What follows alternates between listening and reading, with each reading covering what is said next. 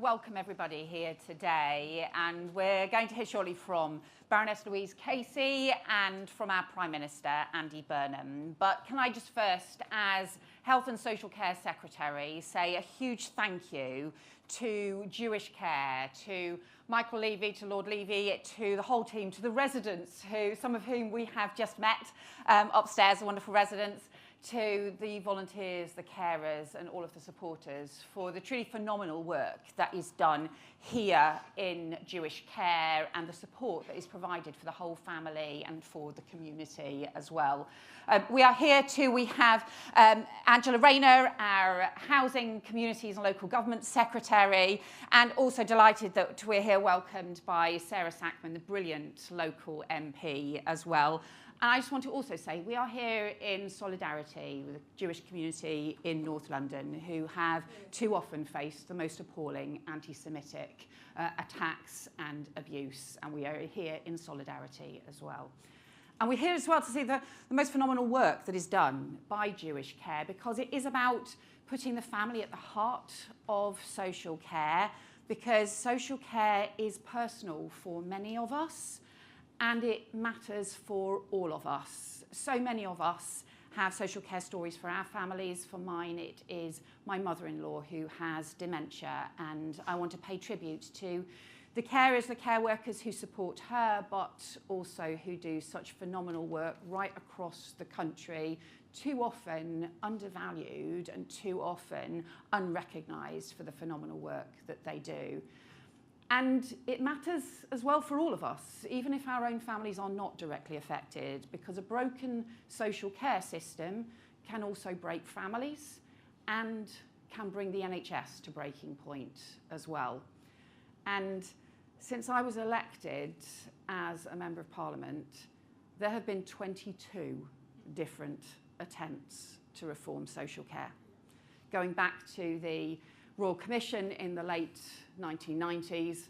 But you know what, you can go further back than that, because it was 50 years ago this year that Barbara Castle, as Health and Social Services Secretary, argued for stronger integration of the NHS and social care. And we cannot keep walking away from this problem. We cannot keep walking around the same circles, because this is so important. And that's why it's so welcome we have Baroness Louise Casey, who will be launching the big conversation to involve as many people across the country as part of the Independent Care Commission that she is leading. Alongside that, we'll have a new ministerial group that I chair, which will be accelerating our response, including on a range of issues around workforce, around the reforms around the system, but also crucially to take forward Louise's first recommendations, particularly to appoint later this summer a dementia czar to take forward the improvements that we all badly need to see.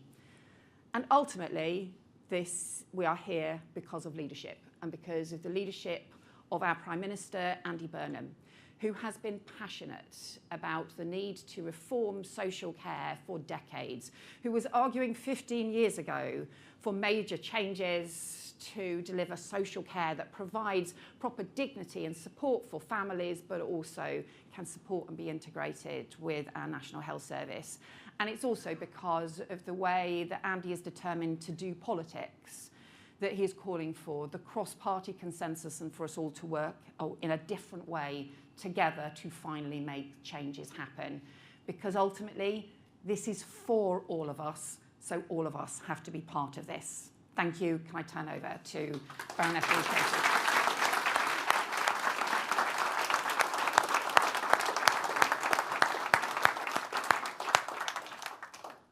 Note to self, never find yourself sandwiched between a Secretary of State and then a Prime Minister. But somehow I found myself here and I'm slightly daunted by it, which is unusual for me, they will tell you. The first thing I wanted to say is it just means a great deal that there are some people here today that started this journey with us 18 months ago, people with lived experience who are here today. It means so much actually to me and to the whole team and to colleagues across government that I don't know, I feel like a new day is starting, and that for the last 18 months we have heard, listened, and been open to the fact that people are living in such difficult circumstances. And sometimes they're living in those difficult circumstances because the state, we, public services, make it harder. And actually, perhaps we could do some stuff to make it slightly easier, even if we just recognise the fact that dementia is a disease and that people live with it, and maybe we could do more about it. And some of the asks I think we have are actually quite modest, and some of the asks we are going to have will not be, I'm just checking at Secretaries of State and Prime Ministers, will not be quite so modest. But anyway, today I think the Secretary of State for Health, Yvette, quite rightly pointed out for the last 27 years there's been 22 reviews. Colleagues in my team have done a deep dive into all of those reviews. And we know that one of the things that nobody got right is actually a conversation, an involvement. It's not a consultation, it's an involvement with the general public on where we are as a country right now. When we, it's an extraordinary country, when we set up the National Health Service and the rest of the welfare state after the war, nobody ducked doing really big, difficult things. And I find ourselves 50 years later with a population that has 12 million of us that are already over the age of 67. We've got a fast growing group of people that are working age disabled.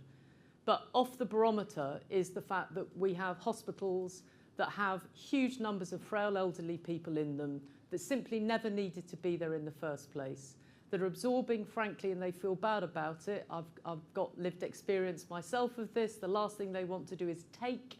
The last thing they want to do is be a bother. The last thing they want to do is end up in hospital. So if we did a better job before, we would never have to have an after. It's a privilege to be here in Jewish Care again this morning. This is a different job that I'm in, but I'm back here in Jewish Care. And to be honest, if you had a chance, you should take a look round and think, isn't this what we would want for people? People still living in their homes and getting support and help so they're able to stay in their homes. And at the point they can no longer stay in their homes, they're living their home, not a project, not a hostel, but a home with people that will look after them for the rest of their time. So it's an absolute privilege. The thing I meant to do, sorry, is we are launching the most important thing. There's always going to be a problem with me, isn't there? Sorry, Pippa. Today, everyone, we are launching the big conversation on care. Okay.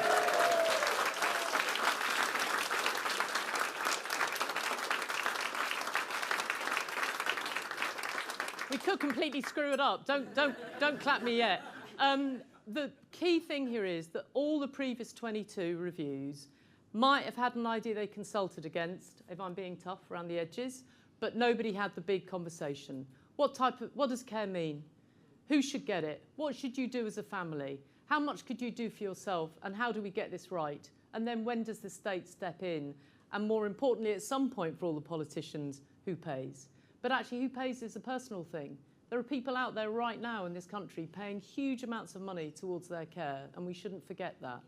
So anyway, the big conversation is, I think, going to be the game changer that tries to renegotiate, if you're, the social contract, I think is what people would say, with the public, and then help us as a country work out together how we can fix and solve this big problem. And I would just say, as a woman who worked during the pandemic, can I just remind everybody that nobody thought we could get everybody in off the streets? Everyone did. So we can do difficult in this country, and we can do it well.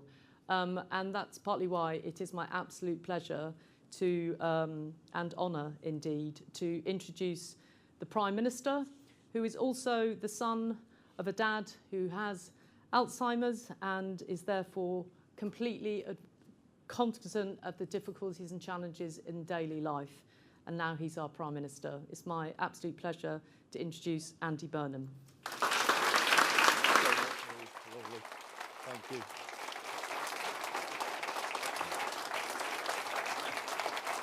Good morning, everyone. Thank you so much. Lovely welcome there. I'm just looking around the room. I see a lot of faces who've been on this journey with me for a long time. Many of you, you know who you all are. You've probably got a feeling of deja vu, don't you? You've probably got that, but don't have that, because this time we're going to do it, right? We're going to do it. You don't take anything on without doing it, do you, Louise? So let's make sure we do. And lots of new faces as well. Fantastic to be with you all this morning. I was going to speak from notes, but for the reasons Louise just gave, you can't, can you? You can't speak from notes. I've just got to speak from the heart when it comes to this issue, because it is very, very personal for me right now and for my family. We've kind of lived it in the last few years from the inside, and the only thing you can do is talk from that. Why you can't do this job, in my view, without bringing all of that to it, and kind of then using that emotion, if you like, to kind of make the change and be brave in making that change. And that's what I intend to do, as I'm going to explain. There's lots I can say about what's wrong with the system. I will come to that, but I want to start with what's good about the system. Because sometimes when we talk about social care, we don't do that enough, do we? And I see so much good in terms of the journey that we've been on. And I mean, I'm talking about the people who've cared for my dad. Hundreds of them we've seen and we've watched.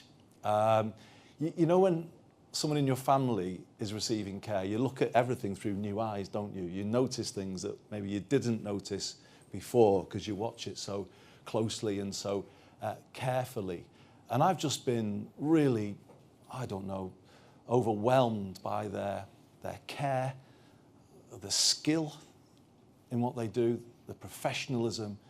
It really is incredible, and it's humbling to watch them caring for someone else's dad or someone else's mum.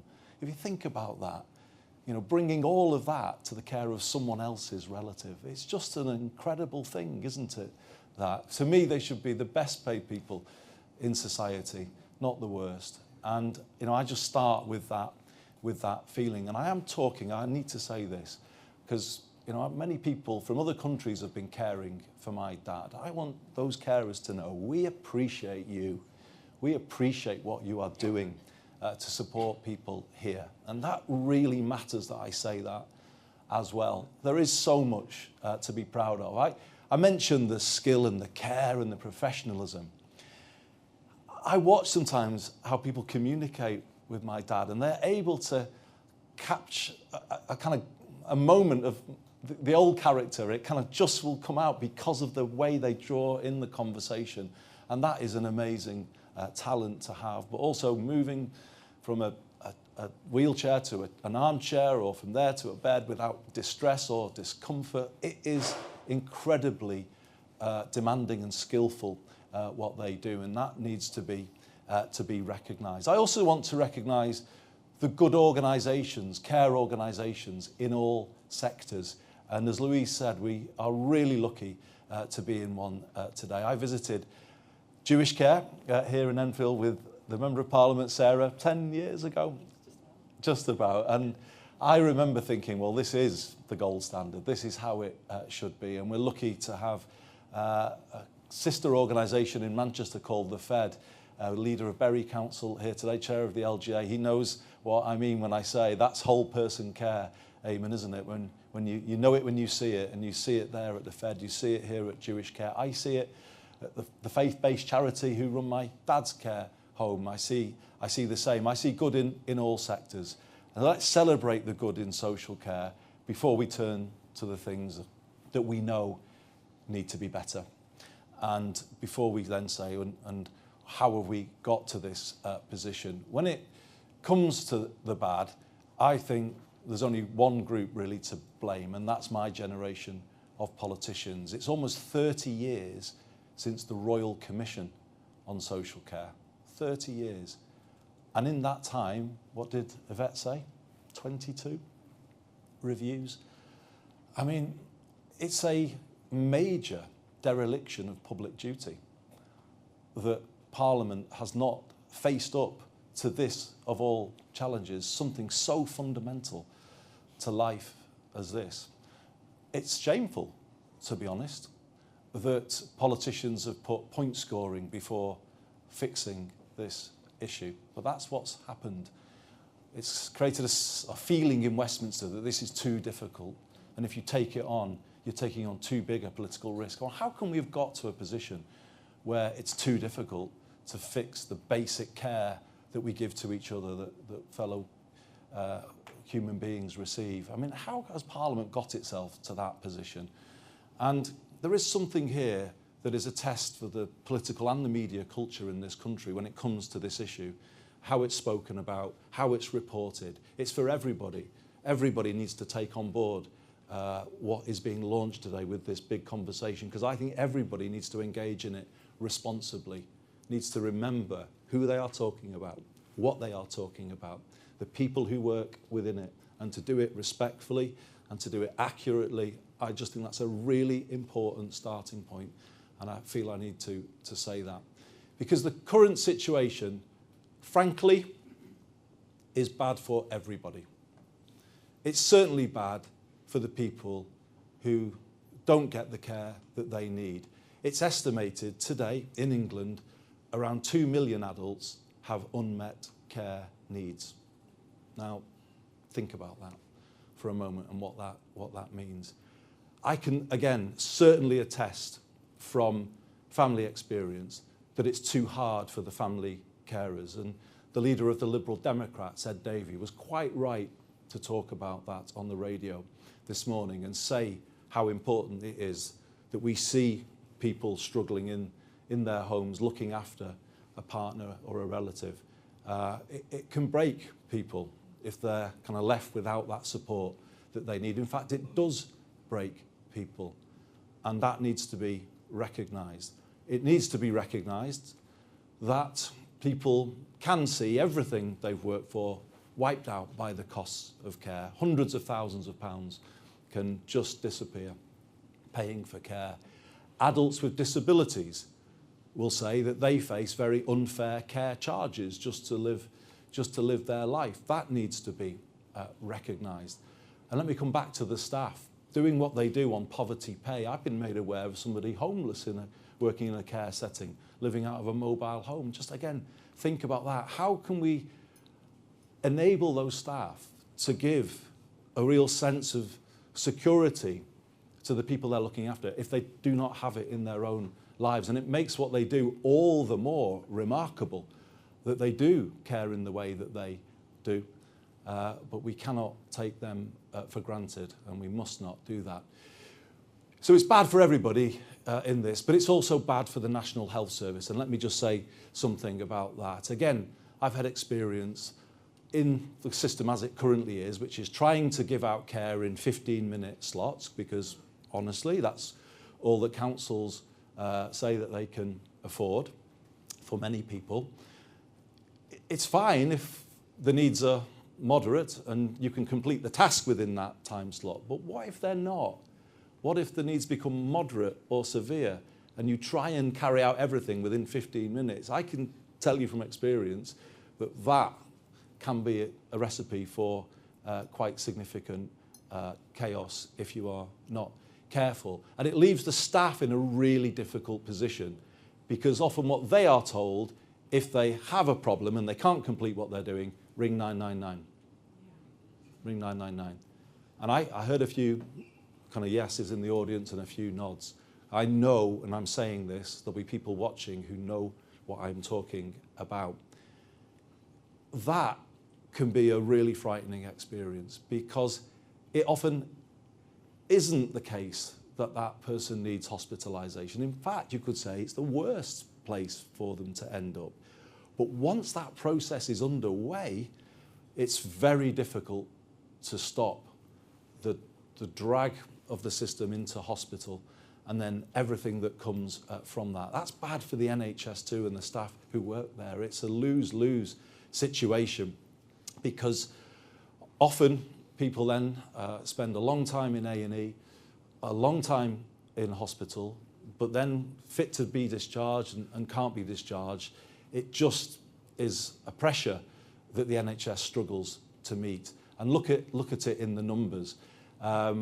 Today, or on the latest figures, about 6 million people, just there or thereabouts, over 65, are going to A&E every year. Now, some of those will be from social care settings. If you go back to 2010, it was about half, roughly 3 million. So you can see that change in that period. Last month, 13,600 people were deemed medically fit to be discharged, but couldn't be. That was in an average across the month in England. 3,000 people every single day receiving corridor care. Corridor care. The trade unions now are monitoring corridor care. Do you remember there was a time when that was what you called the winter pressures? Well, these are year-round now, and staff in the NHS are trying to deal with those pressures every single day. And there's growing talk of burnout amongst NHS staff because the pressure they are trying to deal with is simply too great. And it's not sustainable.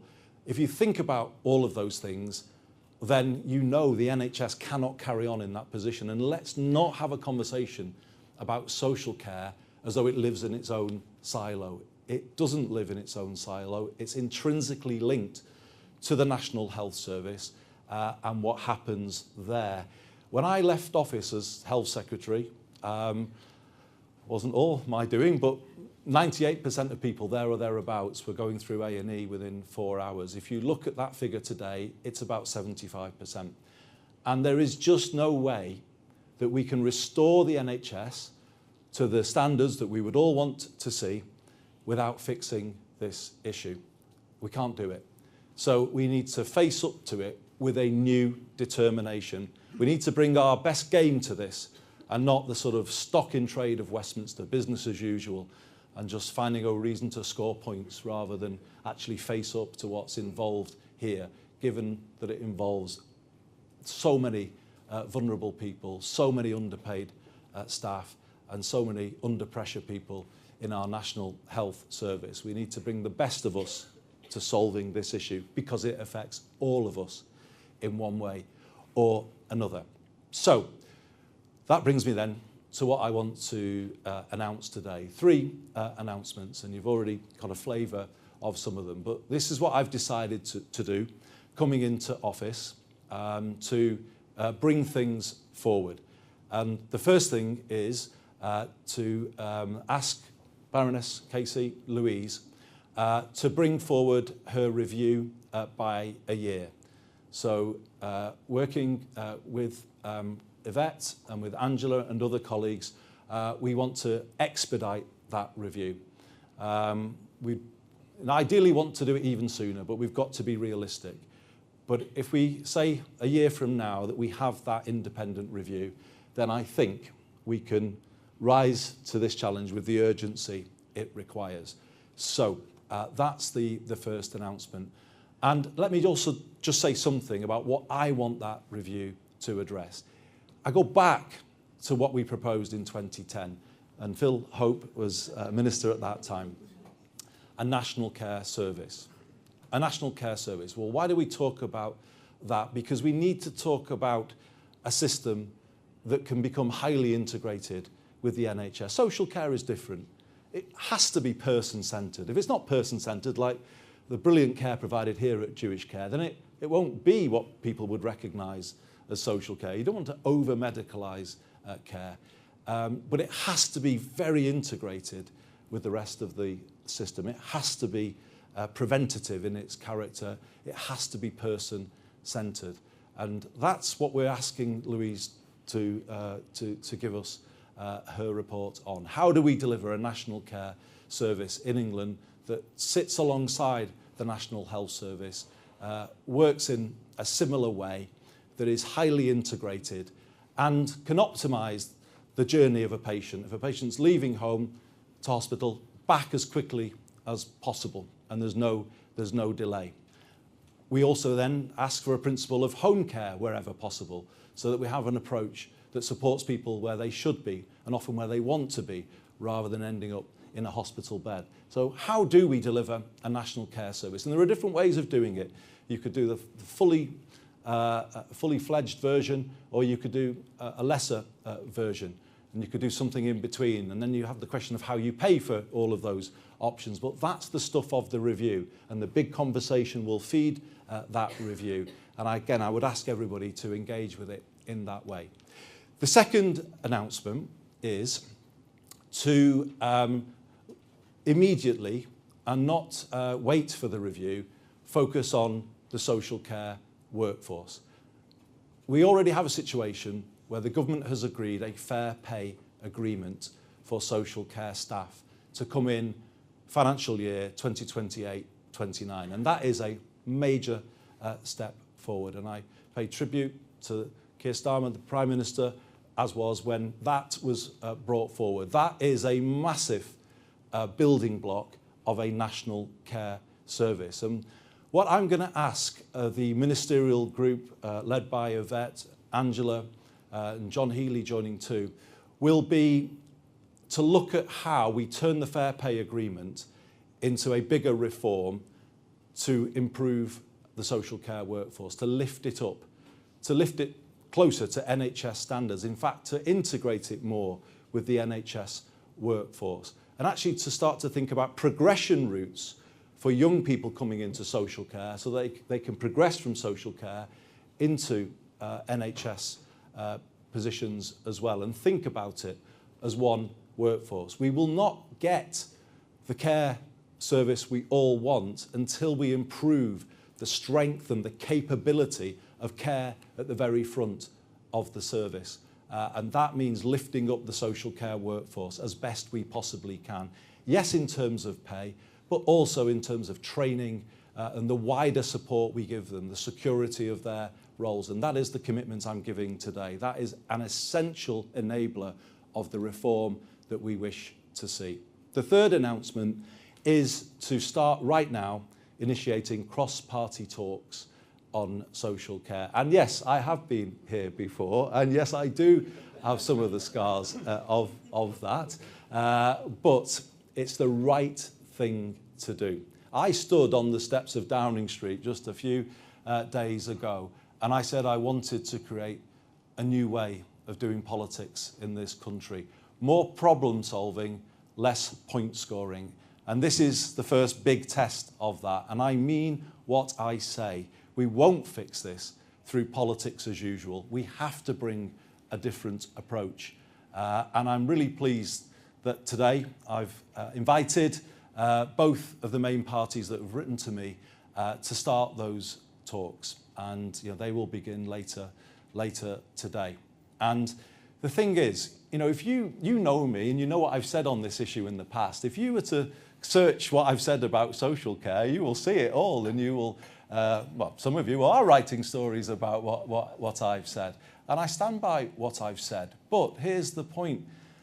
Ed Davey was right about this morning.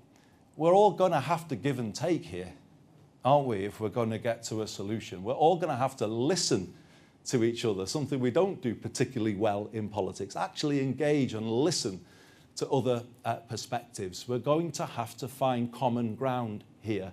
If this is to be a lasting solution, it requires common ground to be found. And then ultimately, you would hope, a new social consensus can emerge about social care. So all of that is required if we are to get there. And that process starts today. It will run alongside the other streams of work that we are doing, but I will work closely with the other parties who want to be involved to have that conversation. But what I would say in closing is I'm not going to be deflected by the point scoring or the screaming headlines that comes out of that point scoring. That is what has set back social care. And I come back to this point about the political culture of this country and the media culture of this country. If we're trying to shut down the fact that you have a serious debate about an issue like this, if that's what that is trying to do, well, it's shame on all of us if we let that happen, if we say, well, I'm not brave enough then to go into that. Well, I'm just not going to kind of do that in my time in office. I'm making this a test of myself, whether I can bring forward a solution, and that is what I want to do. I would never forgive myself, ever. Who knows how long I will be in this position, but as long as I am, I will do my best to find a solution. And I would never forgive myself if I left without having tried, because of some of the headlines that will inevitably appear and some of the efforts that some people will make to create scare stories about the whole issue. Well, you can't create scare stories when people are already scared by what they're seeing anyway, through their own eyes, in their own homes or in care homes. You can't create scare stories for the staff when they're kind of living the life that they have to live. They kind of see it anyway.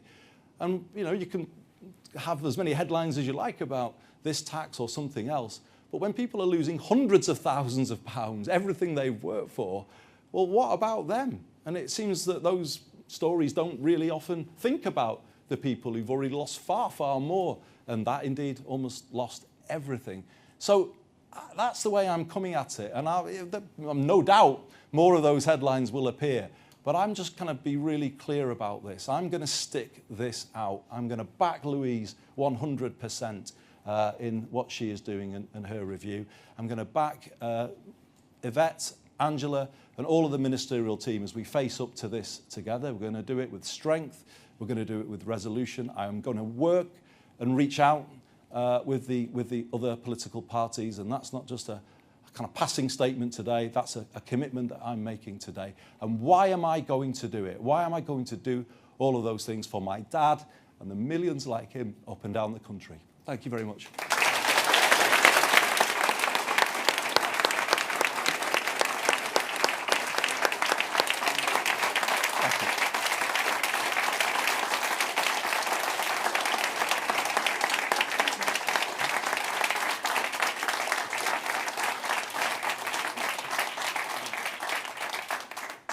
So, I'm standing here on my own, going to take questions. I was hoping that the cavalry might have... No, I'm only joking. Alison Holt I've got first from the BBC. Alison.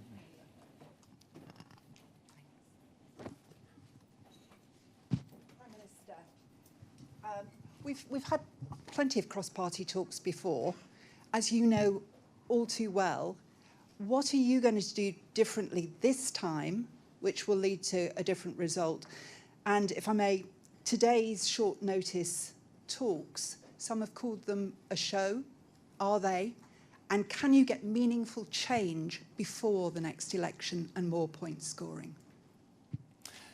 I think in terms of what will be different this time, Alison, if I look back to that experience that I had as Health Secretary in the 2005 to 2010 Parliament, we probably left the reform too late in that Parliament, and it got too close to a general election. And learning from that, that's why I'm bringing forward, one of the reasons why I'm bringing forward Louise's review, because I think it's better to do it sooner and further away from an election. And that answers another story for the media, doesn't it? That there's no election on the horizon. I think it's best to deal with it early and to listen, because often what we can do is then drop a solution out late. Engage now. Don't have cross-party talks when a solution is emerging, again, which is what we did back then. Build it with people. So do it now. Get people in now and start talking, understanding the different perspectives. I don't know whether it's possible to find agreement, but let's give it a try. You mentioned late notice. Well, I had two approaches at the weekend. I had a letter from the Leader of the Opposition and from the Leader of the Liberal Democrats. Would I engage? And so, well, I said yes. So I don't think it's... When I've been asked, I was only responding to that ask. But I'm glad that we will have those talks today with the Shadow Health Secretary and the Leader of the Liberal Democrats. But it's just the start. And no, it's not for show. How could it be, given what I've said this morning? This is huge for me. I know that this will require me to put what political capital I have on the table, and it could sort of wear down that political capital in some ways, but I'm prepared to do it. I'm prepared to do it because this has gone on too long. The risks of failing to act are too great. Thank you. Rebecca Barry from ITV. Probably should keep this with me, shouldn't I? ITV News has revealed some shocking failures in social care. You saw that in our report that was broadcast just last night. Can the government realistically transform social care without raising taxes? Well, I would start by saying this is a question of standards within organisations, and we're in one today that meets the highest standards, and we praise Lord Levy and all of the team here, but we also know that care is variable across different organisations. There's good in all sectors, I said that at the start, but there's profiteering in this sector as well, and there is unnecessary and dangerous cost cutting at times on the backs of vulnerable people, and that is fundamentally unacceptable, and I'm pleased that ITV has exposed some of that poor practice in recent days.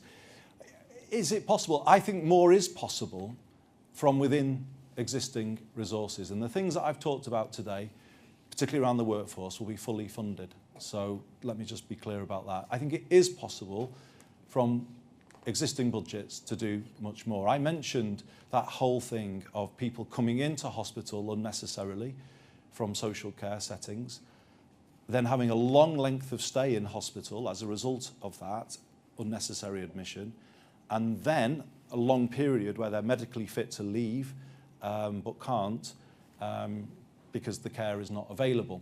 Now that very last bit has been, I think it's been estimated, that costs the NHS around £2.5 billion a year. But if you add all of it up, you are talking several £billion a year is lost from the lack of a preventative front-end social care service that's well supported. So I think we owe it to the public, before we talk about tax rises, and I know Louise will help us with this, you first have to look the public in the eye and say, are we doing everything we can do from within what we've got? And I don't think we can say that because we've taken a different approach to funding local government than we have to the NHS. But the effect of that has been just to pile pressure on the NHS, and we haven't got the incentives right between the two. So I think, firstly, you have to do more with what you've got. But I think Louise indicated some of what we would want to do in the fullest sense will require difficult decisions. But we will be honest with people about those. We will put them before the country at the right time, and we will hopefully proceed with people's consent. Next one, sorry. It's Sam Coates, looking right in. Sam Coates, Sky News. I was hoping to get your instinct on a couple of areas of the social care debate. Do you think that you can only get funded care if you've got assets of less than £23,250? Do you think that figure is now too low? And do you think the fact that 85% of care homes run on a for-profit basis, do you think that figure is too high? And I hope people in the room don't think that this is crass, but it's a linked topic that is linked in the minds of the public. What's your position on assisted dying? Okay, 23,500 I think is the threshold. So just so everyone watching knows, if people are, whatever you've got, home, pension, savings, can be whittled right down to that floor. And that's why I talked before about hundreds of thousands of pounds being on the table, you know, on the roulette table when people go into a later life, and who knows what can happen to any of us. I think social care in England is as unfair as American healthcare. The vulnerable pay with everything, and it can completely leave them with nothing.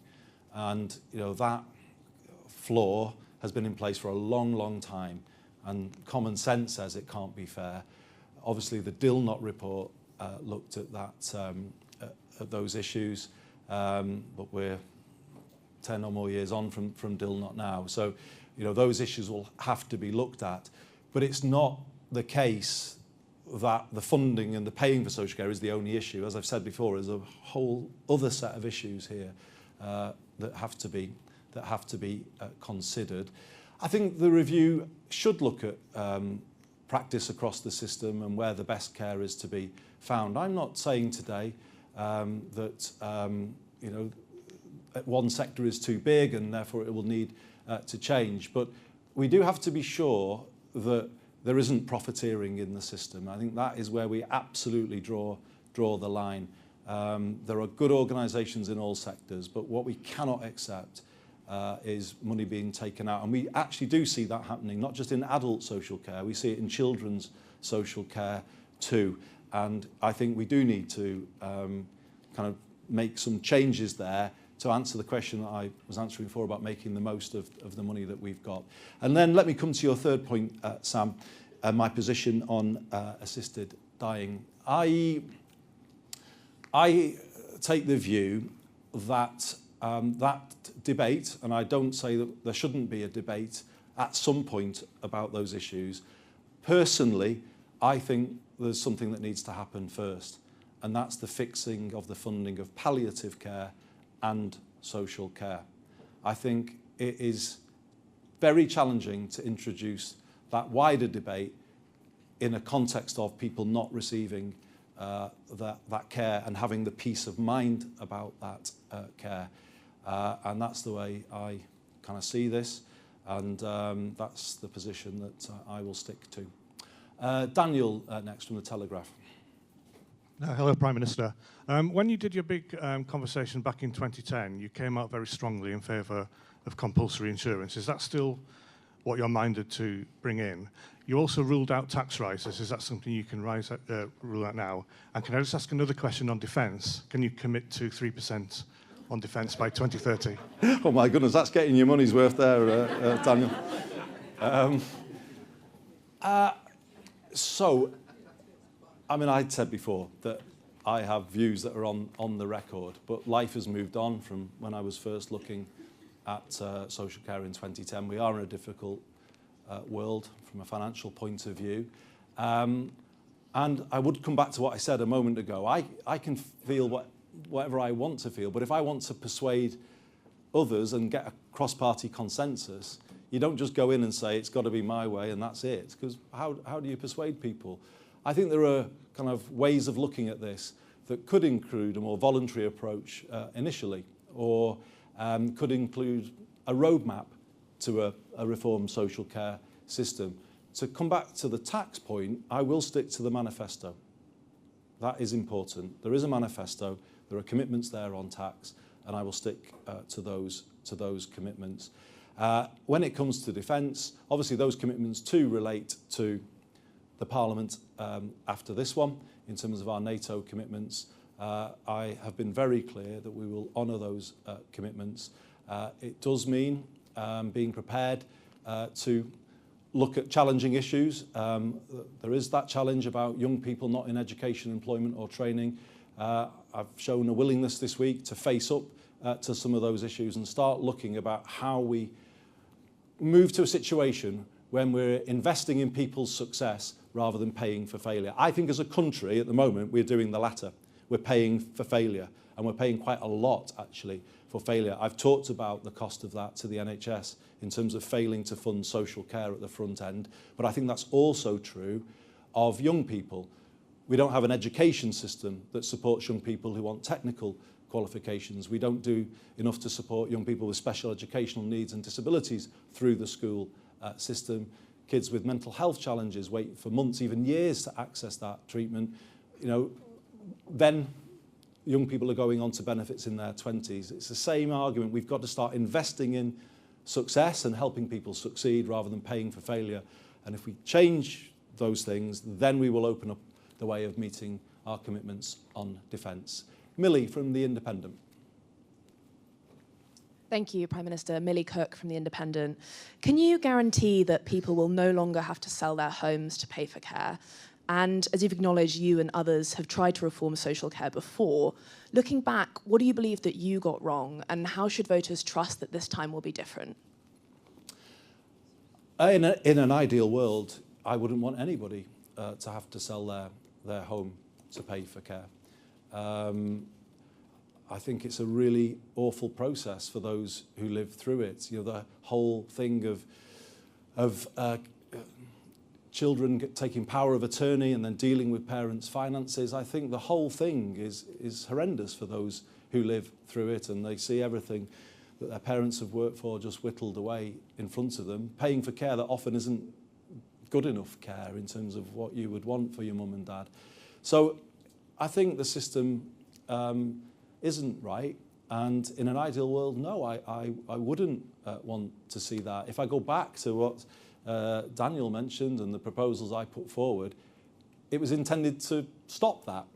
You know, if everybody on the NHS principle contributed a little, it would mean everyone could protect the majority of what they'd worked for. Now, I don't know. I know the Mail probably in the Telegraph doesn't support that, but I don't know. What do people support that? And this is the point. What I got wrong, as I said before, was going too close to a general election when there just wasn't time for those issues to breathe.